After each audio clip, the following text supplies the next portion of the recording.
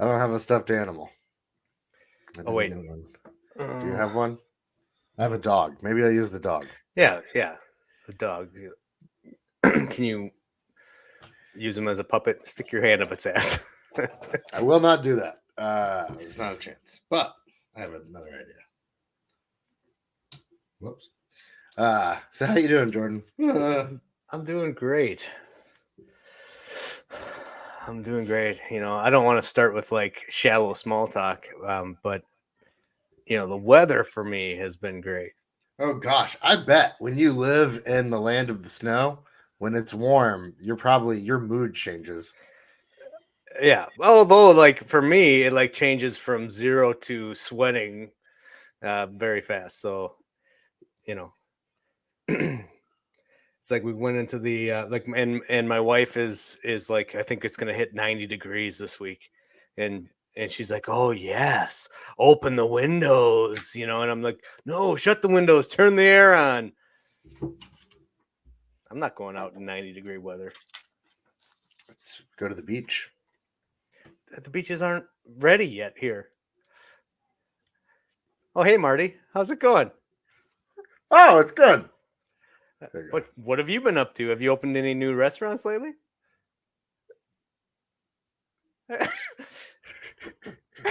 Good stuff. Which would work really well on an auditory level. If you can't see what I just did. Tell you what, my beard, got my beard daddy shirt on. I've noticed. I'm actually trying to look like this guy.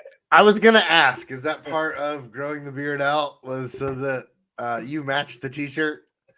I mean, it kind of evolved on its own. It wasn't like the main motive.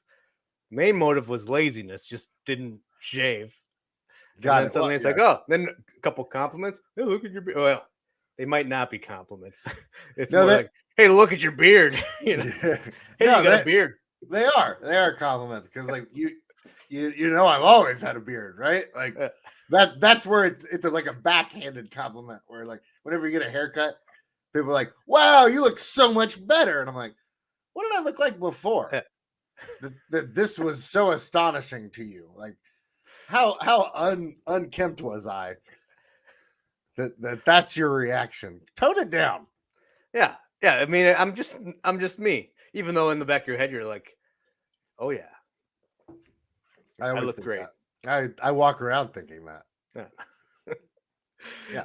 You just want it to be like, it's that old like, what, this old thing, like that phrase, like that's what goes through your head, like, don't compliment me too much, like this whole thing, like I've always looked like this, right? Like when you But you haven't. You usually put like a 2 guard on and shave. a two guard. I don't know. What kind of guard do you I use don't when know. you I just? don't even know. I think my mother-in-law lost the two guard. Yeah, that's. I actually cut my kid's hair without the 2 guard, and I give him like a 1 to 3 fade, so it's really difficult. I just eyeball it with a 3, like a closed 3, and just like. Do you cut your kids hair? Oh yeah, I'm Uh, cheap. yeah, me too. Oh yeah, I cut it. Like for the first 5 years of your kid's life, you just take a razor and just give them a cue ball. Yeah. And then I was like, all right, well, I can do better than that. I watched YouTube and I learned how to do a fade. Nice. So that's everyone gets a fade because that's all I know how to cut. You don't have like a long menu of Yeah, you don't get to choices. pick. You don't get to go in and be like, give me the Matthew McConaughey. I don't do fine hair. It's all one. I'm very militant when it comes to haircuts here. My son wanted a mohawk. That's easy. Yeah, I can Yeah. do a mohawk. Although we don't have any, like, I realized, like, I have some hair products, but I don't have what's needed for the mohawk. Yeah, Like what's you needed need for like the gel? the You just need the gel. yeah, you need like the LA Looks gel, Yeah, it's like the stuff that was made with like super glue back in the you day. do and like Five I, Glow or something. I don't know what it's called. yeah. I don't even know if that exists anymore. I haven't shopped for It like, does. I just remember as a kid how like those were always just so bright. They're like bright colors, right? Because they're probably like radioactive or They something. were like neon. It was like it looked like a tennis ball. That Yeah. was the color of the gel. And I was like, oh, I want that. Then you'd put it in and you'd just be like hard as a rock all day. Yeah, I should see a physician. I don't think we had the same gel. Uh, Another trick that my barber told me about doing a mohawk is taking like a strip of tape and putting it on their head and then like shaving everywhere the tape isn't. But I'm not sure if he was messing with me or not, like trolling me. Like, you know, because he's a barber, wouldn't he be like, just bring him in and I'll do it? right. Why would he teach you his secrets? Yeah, unless he was making fun of me. Like, yeah, try this. Hey, see if this would work. Or if he's like a barber that just had like his own weird ways of doing things. Yeah, I couldn't tell because he's very yes and. Like he understands his job as a therapist that knows how to cut hair. Yes, it is. Like he embraces that like each customer is a new show. And like, because we talk about it. I'm like, what do you talk to other people about? You know, like I'm so curious. Like he was like, whatever they want to talk about. I was like, that's funny because I always come in here and try to do the same thing to you. I was like, I always try to think, what do you want to talk about? That, you know what? That would be kind of a funny bit, is like the barber who like doesn't want to do that. And so like people come in and want to like unload, and he's just like, why? Just let me cut your hair, man. Shut up. Like there's a sign that says no talking. Yeah. Don't share your feelings. What do you think about that, Marty? What kind of hair products do you use? Well, you got something wrong with your voice? I went to a concert and I lost my voice clearly because I'm not. What concert? What concert were you at? Oh, Boys to Men. They're classics. I use all natural products. Texas, from Texas. Of course you do. Yeah. So like manure. I hate when my hairdresser talks to me. I want quiet, really. And like that's what Stephanie said. But like, isn't that like appointment like 2 to 3 hours long too? Like, don't you need somebody to talk to? Or do you just put headphones in and ask for a nap? Hey Sarah. Texas snake oil. Texas tea. Yeah, so he was shooting up some grub and some Texas tea, bubbled up Beverly Hillbillies, right? That's black gold, right? Oh yeah, called? Black gold. Texas tea. That was my childhood watching those shows. Mm-hmm. I relate to that. Yeah, that's, you know, my wife, her hair appointments are hours long. Oh yeah. What do you talk about for hours? Who can talk for hours? Probably us. They probably talk about us and how disappointed in us they are. Oh yeah, like, she could go off on that. Don't you think? Because like that's who they could talk to. We're like, it's not making it back to you. Yeah, you're not talking to her hairdresser. She could tell that to her sister, and like maybe that makes it back to you at like a family reunion where Sarah gets a little too drunk. Mm-hmm. Yep. You can't stay long. It's all right. We won't be here long. Yeah. We've only got another 20 minutes. We're gonna make this one a short show. Little teeny show. Little guy. A little guy, you know. I'm in the mood for love. It's gonna go a little weird. Was that Sammy Davis Jr.? So it's actually Andy Kaufman doing Tony Clifton. Oh, yeah. Yeah, see, I bet you don't know who Tony Clifton is? No? You don't know? Okay, well. That's on you, not me. I bet you Marty gets that reference. Yeah. Funny guy. I've met him. Smells like liquor, but that's quicker. Yeah. Tony Clifton. Thank you. Who's Tony Clifton? Oh no! I was worried. You know, it was an Andy Kaufman bit where he would show up to his gigs as another character in a fat suit, and it was like this cocktail singer that couldn't make it, and he was lewd. He was. Oh, I know that now. Okay. Drinks at people. and yeah, it was a brilliant gag because you never knew. And then so this is like one of those things where then he hired his friend Bob Zamuda, to do Tony Clifton.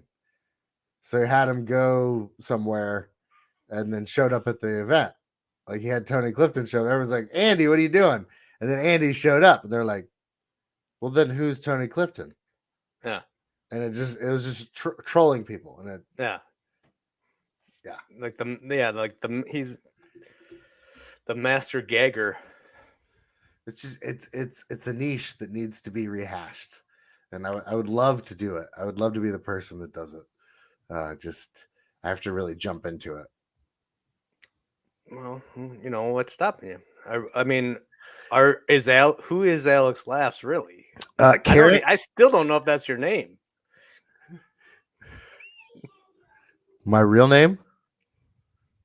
You want to know my real name? I would love to. I mean, we've shared time together. Yeah. Do you know my middle name? Yes. It's Danger. Danger is my middle name. Have I told you about this? That I wish I'd name my kid Danger, his middle name Danger, so I could say that, like when he climbs on things. Yeah, Danger is his middle name. Yeah, and I've told him that, and he gets really mad at me. He's like, "No, Daddy, my name's Logan." And I'm like, "I know, I get it." He's like, "No, you don't. I don't want to be called Danger." And I'm like, "Right, you're Logan." And he's like, "I'm like, it's a joke, son. I'm not going to change your name." But kids are sensitive, man.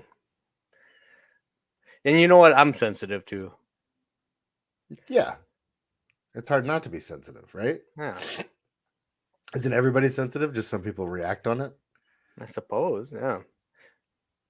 I mean, you had a quote on the Discord that you shared not that long ago. It's like something about like character is how you respond or something like that.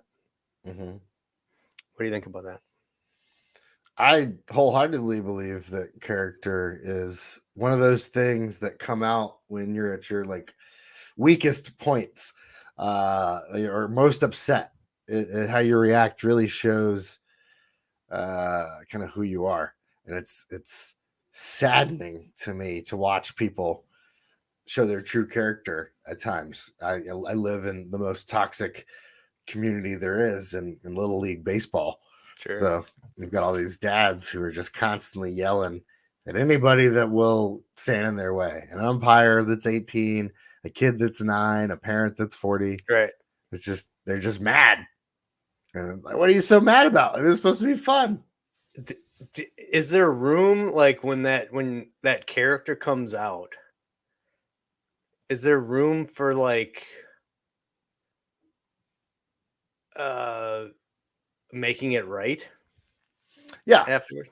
Sure. You can, if you feel embarrassed, I think is if the emotion afterwards is to look inwards and go,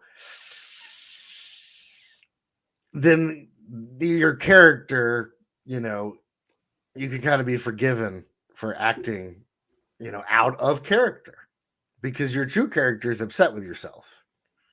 But if afterwards you're like, I should have punched him earlier.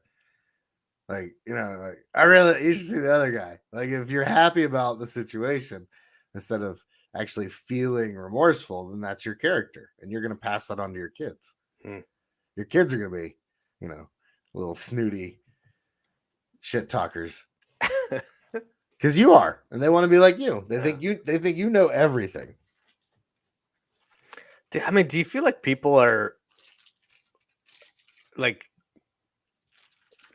able, like, do you feel like they want to forgive? I feel like we're in a place where people just want to like block and let go, like just remove people from their lives when they make a mistake or if they rub them the wrong way. They don't like to be challenged. They don't like to interact with folks that aren't like just 100% on their wavelength. And that's just, I feel like that's a dangerous place to be. It's interesting because people find conflict and they think that it means that you have to be upset. And instead you could say like, look, we don't see eye to eye, but we don't have to be mad about it. Like that's the thing that I don't like. People get they like jump to this level so quickly when it can be like, whoa, whoa, whoa. Like we missed these steps of communication.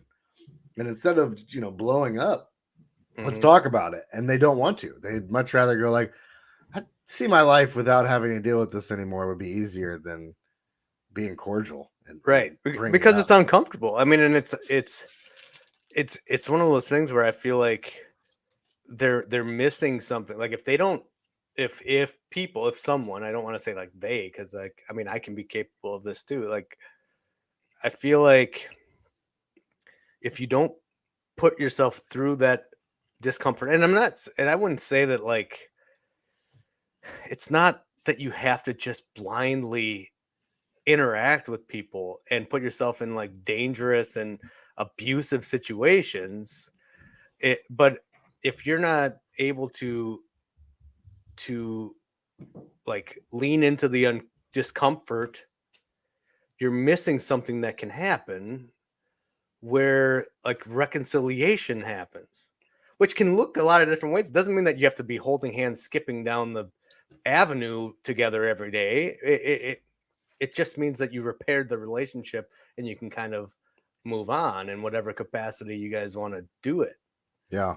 I've dealt with this in again Little League baseball. I had one dad who kind of blew up at me during practice and left really upset and felt embarrassed. His family felt embarrassed and they like texted me that night and apologized and we worked through it. And it's weird. I'm not gonna lie. See, I'm like, yeah, hey man, but like it's cordial. Like I don't harbor any feelings. It's just weird because it's like that's what our relationship is the fact that you blew up while I was trying to talk it through. Whereas I have another parent who same situation, and I never received any text messages. There was no apology. The family felt like they were right in speaking to me that way. And the next day, I went to them and was just like, how can I help you? You know what I mean?" And their response was to go to their car, and they disappeared. They're like, "I got to make a phone call." I disappeared for practice, so they didn't. So I wouldn't involve them, and they didn't have to deal with the situation anymore. They did that 2 times in a row. So that's the two spectrums of people. You've got the person who's willing to go like, let's not live on eggshells and let's figure it out and talk about it. And then you got the other one who's like, I don't care. Yeah. Yeah. And I wonder, like, because I feel like we live in a time where like there's lots of tools available to you. There's books, I mean, I think I feel, and maybe even Stephanie can like speak to this too, but I feel like having a therapist or a counselor in your life is kind of normalized a little bit. I don't know if there's still a lot of Not only is stigma. it normalized, it's a booming business right now. Right. It took me like 4 to 6 months to find a therapist that had like an open telecommunication slot, like, and that was one of the first things we talk about. The pandemic really kind of was an eye opener for a lot of people that they want someone to talk to. Yeah. They need someone to talk to. So I wonder if there are tools like are there therapy philosophies out there that emphasize that, or is this just people like when someone feels like they have to cut someone out of their life when they've done any kind of disagreement around to it? Is that something that's coming from a place of a therapeutic philosophy, or is it just them? I would be interested to know that, because I feel like that's a philosophy I continue to run into, where it's just kind of like, get out of my life. If there's anything they're just going to avoid, like there's no, it's almost like they feel like that's what they're supposed to do almost. It's just it's control. That's all it comes down to is being in control of the things that you can. And they feel like they control whether or not you get their attention. and so that's how they deal with it, is they shut it down. It's sort of like it's sort of like screening your calls, but like indefinitely. Yeah. Hey, there's the puppy. Yeah, I told you she'd make an appearance. So, puppy, what's it Yeah. like living with Alex? Rough. Dad joke. She loves me. What's her name? Well, her government name is Wendy Lou, but I call her Fluffy. Do you have to say it with that accent, or is it? She's so fluffy. It's like you're talking to someone. Hold on a second. I gotta go home and give Fluffy a walk. I call that the newscaster language. That's like today on a bike, Juan Valnandez went down a mountain and up a hill at the Los Feliz Park. So that's what that Fluffy. That's her name.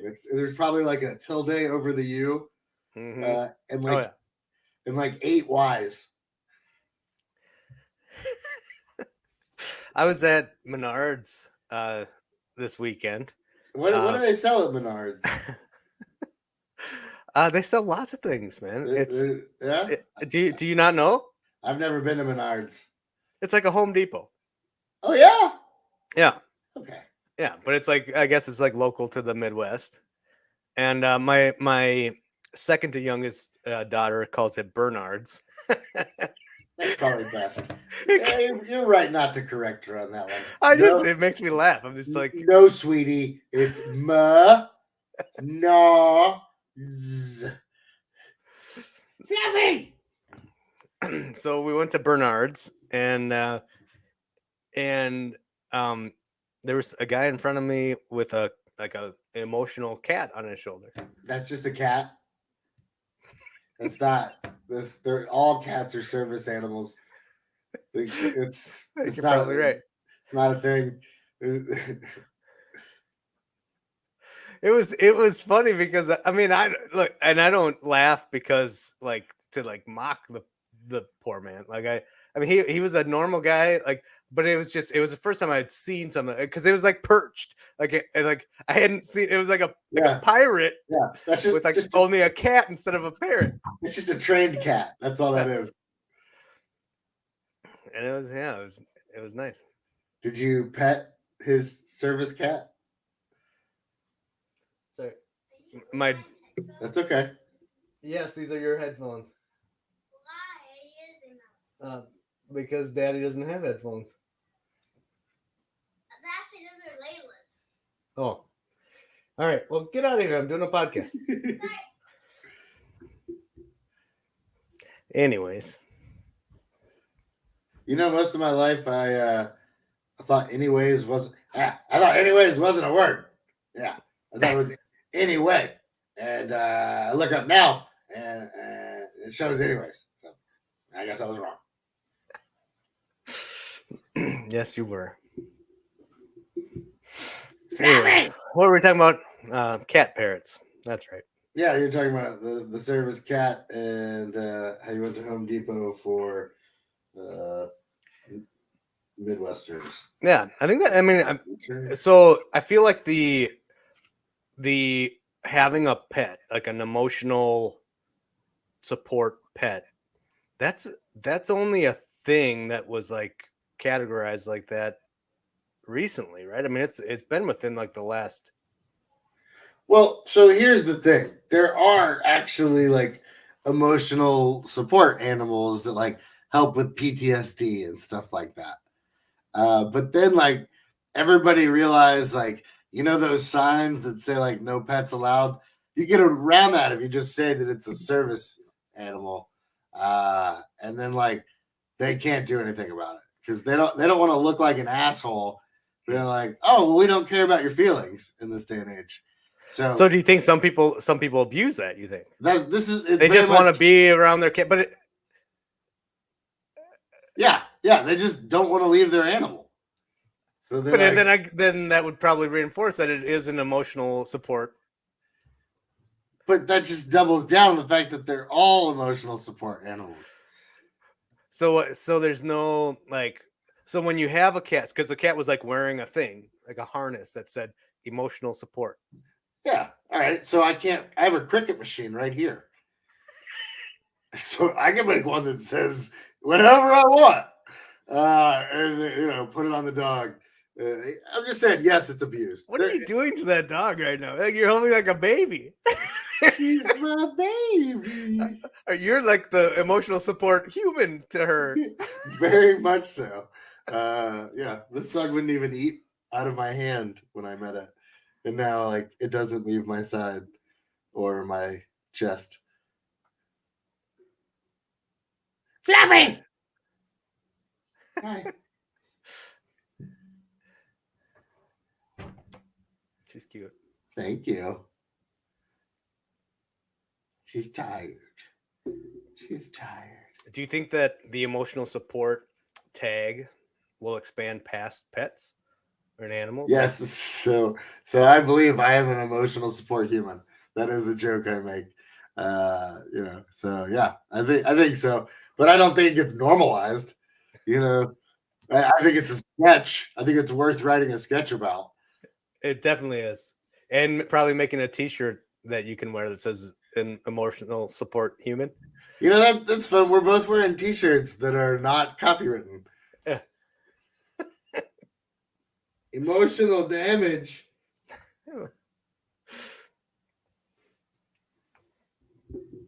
Yeah.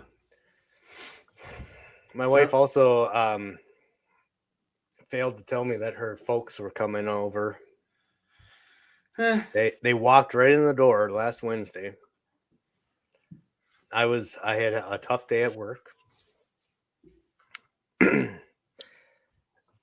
tough day at work. And I came home to my castle and went to the fridge. Grabbed a beverage and sat on my couch, my chair, put my feet up, looked at my phone, and in walks the in-laws. Were you in your underwear? I was 2 seconds away. Oh, I love that your dog I can hear you. dying or related to my story in such a way that she showed compassion. Yeah, she's an emotional support dog. She felt the emotion. But then, it's like my wife's like, "Oh, sorry, I forgot." And I'm like, you can't forget that. You can't forget my parents are coming over. They don't she live meant, next door. what she meant to say was, I forgot to tell you. That's what she meant to say. That's what she meant was, I had this conversation in my head, but I didn't have it with you. I'm sure. And like my wife and I have morning talks. Like every morning we sit on the couch, have a coffee. We get about 30 minutes, 20 to 30 minutes for us to talk and connect. And really it ends up being less connection and more like, here's what's happening, Yeah. Well, this particular morning, minutes. Yeah. This particular morning, we had like a 5-minute pause where neither of us had anything to say. That was nice. Yeah.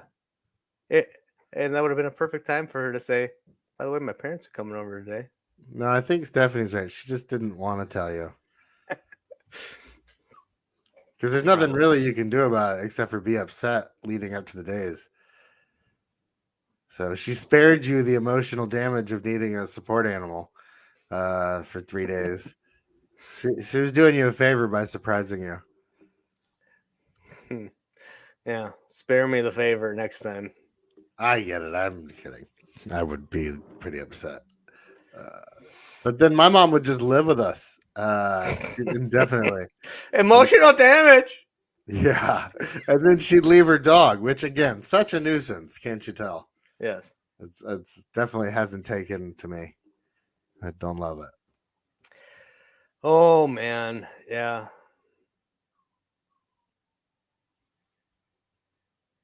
Yeah, we're gonna have to do that. Something about that, Irene. Irene loves your headphones. Yeah. Yeah, my daughters probably won't let me use it very long, but Apparently. So I have a question. What this is we're almost done. I think we go for about 5 more minutes and then call it. But we talked about emotional support and we talked about how people kind of run from their own emotions. But like these people, I want to define them. What is your definition of a friend? I think this is a very interesting topic from like childhood because I have an interesting take on like what my best friend was. So, what is the definition of a friend? I mean, so yeah, I'll start and I'll say that my definition of a friend has probably changed, and I can see it. I can see it in my kids, like ways that they kind of think about friendship, and because I'll say that my opinion has broadened of what a friend is over the years, and I think that, I mean, if I'm going to be honest, and I'm not trying to be like altruistic about it, but I think we all need to be friends with each other. Can't we love each other? I just think that there's no reason to not be like.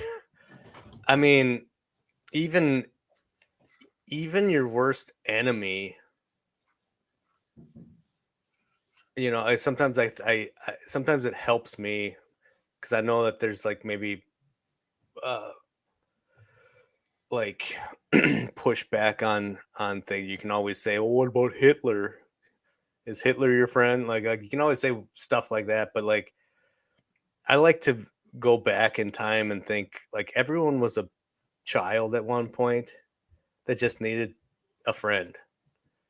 You know, just needed some love, just needed some direction, just needed something. You know, everyone's trying to figure out life. People nowadays think that they have it figured out, which is, I think, poison. The moment you think you have everything figured out is the moment you're the problem. Like no one's got it figured out. And so I start that my answer with, you should be a friend to everyone, which means you should give them at least basic human respect. You should try to give them the benefit of the doubt and be just, at least from your side of the coin, be kind to them. You don't have to be around them. There's always the boundaries, like we talked about. Some people put those in place immediately when something happens, but you know, I just think that we need to show each other some grace. But like a friend, if we're like, if we're talking like beyond some of that more general stuff, you know, then you have like your like a handful of people in your life that they're just connecting with you. And I think people nowadays confuse that. Like that's like they're trying to push away everyone else if they don't meet this characteristic, which is like your inner circle, the people that just really connect with you, that are there with you, that'll be with you when you're up, down, sideways, all over the place, when you say something that you need to take back and they're there to forgive you and say, hey, look, I know who you really are. Like, you know, most people probably only have a few of those in their life. Like you only have capacity to be that to a few people, really. So yeah, you say friend is a pretty high term. It sets a pretty high standard for you as far as that word, and there are levels of friendship though. It doesn't Sure, yeah. that's where, you know, it gets a little, because it's such a broad thing to just say friend, you know, because another level is acquaintance or work friend, you know, or in-law, not a friend, but necessarily there are different levels that you kind of have to endure. Right. But friend kind of being the highest sort of label, sort of almost friends and family. It comes first, when you say it, and the two, as far as you hold a high level for friend. And for me, the definition is people I enjoy being around. And that's also a definition that has changed over the years, because it used to be people that I see on a constant basis, like could reach out and touch or communicate with on a constant basis. The people, my friends, are the people that I would talk to every day, essentially. Or there are also people that I could not talk to, and when I see them, we pick up right where we leave off. There is none of that awkwardness. I honestly don't know anything about them, but we just enjoy each other's company, that it just feels like no time has been missed. Right. Yeah, and I to piggyback on that, it's like that certainly is a piece of that inner circle friendship, that like pinnacle friendship, when you feel like time and distance between you will never change how you would view each other.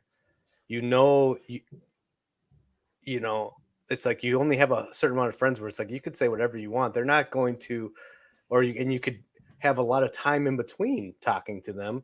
You can be miles and miles away, and you just have this like comfort, and you can just settle in this, like, you just know that they're not, it doesn't matter when you're with them. The next time you talk to them, when you text them, call them, no matter what it is, it's just going to be as if you were never gone. You're just still there. I think in my life, I told you I had an interesting story. Like, I've always felt like I am the friend more than they are the friend. If that makes sense. So growing up, I had a best friend who he called me his best friend, and we spent a lot of time together. But I didn't trust him. I didn't necessarily enjoy being around him like he enjoyed being around me. I just knew he needed me in his life to deal with his emotional stuff. I knew he needed somebody by his side, and I was willing to be that person. But when it came down to it, when we got to high school, I was done pretending that he was my friend. I would still be his friend, but I didn't want to spend any time with him after that. Sure. So, but how do you tell somebody? I always wanted everybody to like me. Yeah. So I didn't ever burn that bridge. I just held that resentment of like, I feel like you wouldn't be there for me like I am for you. So that's. Well, that what went through my mind as you're saying that is also this idea of, I mean, is a true friendship, like, I almost feel like part of that inner circle friendship. Inner circle is such a stupid way to say it, though, because it almost sounds like, a club or something. Yeah. But that pinnacle friendship, like that, whatever it is, golden shower friendship. Wait, what? Yeah, nope. Eskimo brother friendship. Nope. No, but there's maybe an idea of no expectations. Like I'm going to treat, like, I'm not that, like, they can just never do anything for it. Like, but when I'm thinking about friends that you haven't seen in a while and you pick up where they left off, it's this idea that person, there was no expectations. Like, well, why didn't you call me how come you haven't called me every week? How come when when I was going through this, like, you weren't around? Like, there's almost this, like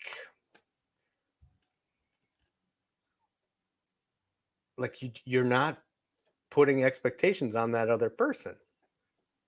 You just like them, and you're there for them when you can be, and you're there, like, you're doing life with them. I mean, I don't know. I'm just kind of, that's just what came to my mind, is like there's this ease of your mind that you're not going to show up to them and they're going to be like pointing out all the things you did wrong. They're just going to be. Well, I mean, or you could just not worry about it and you can just be. Exactly. Yeah. Just be. At the end of the day, you just don't worry about it. You know. Just don't worry about it. Just Yeah. be. Just team best be. Don't worry about it. Just like Oh, Marty, you're still here. just like the comb that straightens our beards. Beard daddy. Marty, you got a little something in your teeth there. Anyway, all right. I think that's all I want to talk about. Next episode, I kind of want to do a little stand up. If I could do a little open mic stuff, I want to try some of my material out. Maybe. I think it'd be fun. That's a great idea. I'm trying to gear towards getting on stage, and this will be a good platform to kind of throw some jokes out. Sorry, I feel like I steered this towards like a more serious discussion. I think that's the organic part that I enjoy. So anyway, well, we'll see people next week. Maybe Marty will be here. Maybe he won't. Maybe that'll be the fun part. Is trying to figure out if it's 2 or if it's 3. But thanks for you guys that showed up, and we'll see you next week. Beer Daddy. Beer Daddy.